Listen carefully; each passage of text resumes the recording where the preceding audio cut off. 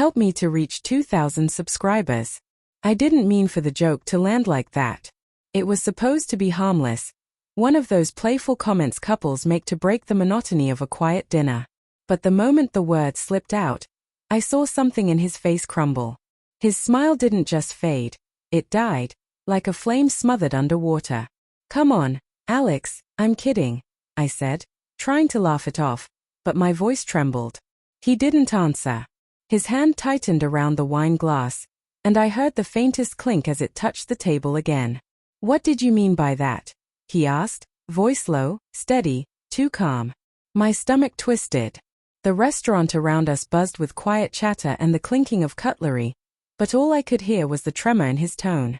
I was joking, I said quickly. About the text. You know, how Ryan keeps messaging me for work stuff. His eyes narrowed. The joke where you said, if you keep texting me like that, people will think we're having an affair? That one. The air between us froze. I hadn't realized he remembered my exact words. He leaned back, expression unreadable. Strange thing to joke about, isn't it? I looked away, my reflection trembling in the glass of red wine. I wanted to blame my nerves, the stress at work, anything.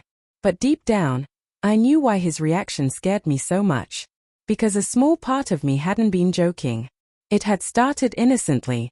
Ryan was my project partner. Sharp, funny, always knowing how to make the day lighter. Late nights at the office had turned into coffee breaks, then shared lunches. I told myself it was professional, that Alex had nothing to worry about. Except I'd started looking forward to Ryan's texts more than my husband's. And tonight, that truth hovered over the table like a storm cloud neither of us could unsee. We finished dinner in silence. When we got home, Alex went straight to the living room and turned on the TV, muted. I stood in the doorway, watching the flickering light play across his tense face. You think there's something going on? I said finally. He didn't look away from the screen. Should I? The question landed like a knife. There isn't, I whispered. He turned then, eyes sharp and searching. Then why did you look terrified when I asked about it? I couldn't answer. My pulse pounded in my ears. Every excuse I'd rehearsed in my head for weeks. It's just work, he's just a friend, you're overthinking, sounded pathetic now. Show me your phone, he said quietly. The request hit harder than a shout. I froze, hands trembling as I reached into my purse. My phone buzzed at that exact moment. A message from Ryan. Ryan, dinner over yet? Missing your sarcasm already smirking face. Alex's eyes flicked to the screen. I saw the moment the light in them went out completely. The silence that followed was unbearable.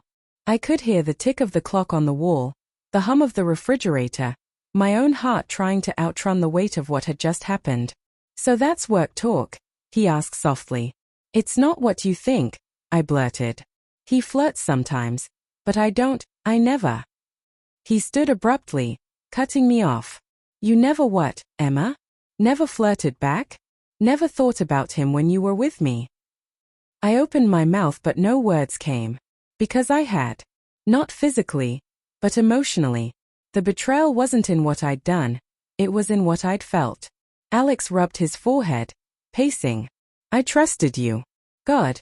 I defended you when Mark said he thought something was off. Mark? I asked, stunned. He saw you and Ryan at that bar downtown. Said you looked close. I swallowed hard. That had been the night we'd stayed late to finish the proposal, then grabbed a drink to unwind. I remembered laughing too loudly, brushing his arm, leaning in just a little too close. Alex, please, I said, stepping forward. I swear nothing happened. I never crossed that line. He looked at me, eyes hollow. You're standing on the line, Emma. And you're acting like you don't see it. The following days were an unbearable blur of silence. Alex barely spoke to me. He slept on the couch. I deleted Ryan's number, blocked him, tried to prove my loyalty, but it felt too late. One night, I found Alex in his study, staring at his laptop. The glow lit up his face, pale and distant. Are you leaving me? I asked quietly. He didn't turn around. I haven't decided yet. My chest tightened. Please don't let this destroy us. It was stupid, a mistake. I got caught up in something meaningless. He finally looked at me, pain etched deep in his expression. Meaningless to you, maybe. But do you know what it's like to watch the person you love light up when someone else texts them? Tears welled in my eyes. I didn't mean to. He shook his head. You didn't mean for me to find out. His words sliced through the last thread of hope I had left. A week later, he asked me to meet him at the same restaurant where the joke had started it all. I thought maybe he wanted to talk, to fix things. I dressed carefully, rehearsed apologies that never seemed enough. When I arrived, he was already there, calm, composed, almost too still. He slid a small white envelope across the table. Inside was a printed screenshot. A message I'd sent to Ryan, weeks ago. Me, sometimes I wish I'd met you before Alex. I gasped. How did you? I found your old chat backups, he said quietly. You deleted them, but not from the cloud. My hands shook.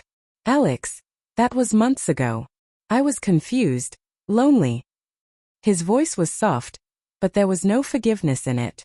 You said you never crossed the line. But Emma, that was the line. Tears blurred my vision.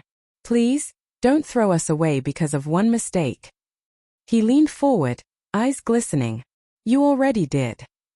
The next morning, he was gone. His clothes, his toothbrush, even his scent from the pillow.